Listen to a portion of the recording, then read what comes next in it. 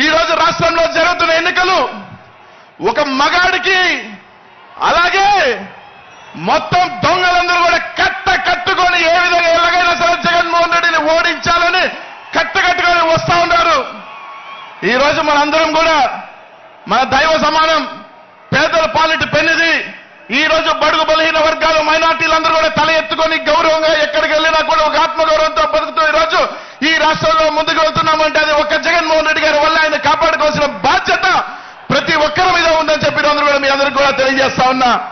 5 సంవత్సరాల పాటు జగన్మోహన్ రెడ్డి గారు మనల్ని గుండెల్లో పెట్టుకొని ప్రతి ఒక్కరిని కూడా చేతిలో పట్టుకొని ఈ రోజు ఈ రాష్ట్రంలో మనల్ని నడిపించాడు. ప్రతి ఒక్కరికి కూడా రాజ్యాధికారం రాజ్యసభల దగ్గర నుంచి మేయర్ దగ్గర నుంచి ఎమ్మెల్యేల దగ్గర నుంచి మంత్రుల దగ్గర నుంచి అనేక పదవులు ఇచ్చి ఈ రోజు మనకి ఆత్మగౌరవం ఇచ్చాడు. 5 సంవత్సరాల పాటు మనల్ని తలెత్తుకునే విధంగా చేశాడు జగన్మోహన్ రెడ్డి గారు. ఇంకా 45 రోజుల్లో మనందరం కూడా జగన్మోహన్ రెడ్డి గారు రుణం తీర్చుకోవాల్సిన టైం ఆసన్నమైందని చెప్పి మీ అందరికీ కూడా తెలియజేస్తా ఉన్నా. 45 రోజుల్లో మన సత్తా ఏంటో మన పవర్ ఏంటో రేపు రాబోయే ఎన్నికలలో ప్రతిపక్షాలకి చంద్రబాబు నాయుడు గారికి పవన్ కళ్యాణ్ గారికి ఆ కూటమికి మొత్తం కూడా తెలియజేయాల్సిన బాధ్యత మన అందరి మీద ఉందని చెప్పి తెలియజేస్తా ఉన్నాం సోదరులారా. ఈరోజు అందరూ కూడా ఆలోచన చేయండి. ప్రతి ఒక్కరూ కూడా ఈ రోజు రాష్ట్రంలో జగన్మోహన్ రెడ్డి ఎదిరించే దమ్ము ఇది లేక ఈ రోజు చంద్రబాబు నాయుడు గారు కానీ పవన్ కళ్యాణ్ గారు కానీ ఈ రోజు జగన్ అన్నని ఎదిరించే దమ్ము లేక ఈ రోజు ఇద్దరు కట్టగట్టుకొని మా శక్తి సరిపోదు మా సామర్థ్యం సరిపోదు జగన్ అన్న ఎదిరించుకోలేక ఈ రోజు నేరుగా ఢిల్లీలో 3 రోజుల పాటు కాళ్ళ ఏళ్ల పడి ఈ రోజు బీజేపీని కూడా తెచ్చుకుంటున్నారు.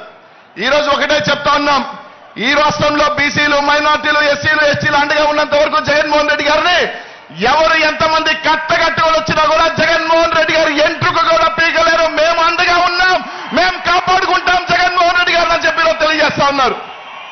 ఆ బిల్డప్ బాబాయ్ పేరేంటి? ఆ బిల్డప్ బాబాయ్ పేరేంటి?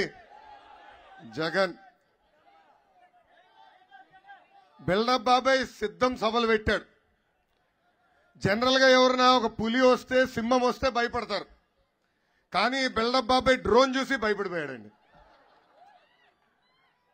విచిత్రం ఏంటంటే మొత్తం సభలో గ్రీన్ మ్యాట్లు వేశారు. నాకే అర్థమోలా. మనం కూడా ఎన్నో సభలు చేశాం, గ్రీన్ మ్యాట్లు ఎందుకు వేసుకున్నారా అనుకున్నా. తర్వాత మనల్ని చెప్పారు గ్రాఫిక్స్ చూపించేదానికి గ్రీన్ మ్యాట్లు వేశారు సార్ అని. ఏకంగా సభా సాక్షిగా అక్కడ ఉన్న అరగంట అంబటి బెట్టింగ్ స్టార్ అనిల్ నన్ను బండబూతులు తిట్టారు. వాళ్ళకి చెప్తున్నా, ఎందుకయ్యా డ్రోన్ చూసి పిల్లల్లాగా మీరు భయపడుతున్నారు? వాళ్ళే ఆ సభలో చెప్పారు, చూడండి అక్కడ ఒక డ్రోన్ ఉంది, ఖాళీ కుర్చీలు తీస్తున్నారని వాళ్ళే చెప్పే పరిస్థితి. అంటే వాళ్ళే ఒప్పుకున్నారు ఈ సభకి ఎవరు రాలేదని. అలా ఉంది ఈ పిల్లి జగన్ పరిస్థితి. బాహుబలి ట్రైలర్ లాగా చూపించారండి. సభకెళ్తే పులకేసి సినిమా చూసినట్టుంది. అది ఎవరన్నా చూసారా సభ? ముఖ్యమంత్రి గారు చూస్తే నాకే జాలేసింది.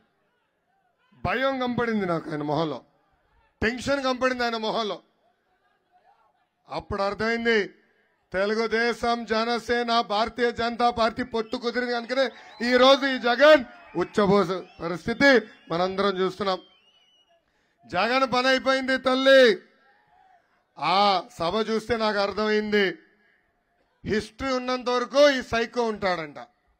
హిస్టరీ కాదు కదా, క్రిమినల్ రికార్డులు ఉన్నంత వరకు ఈ సైకో పేరు ఉంటాం ఖాయం.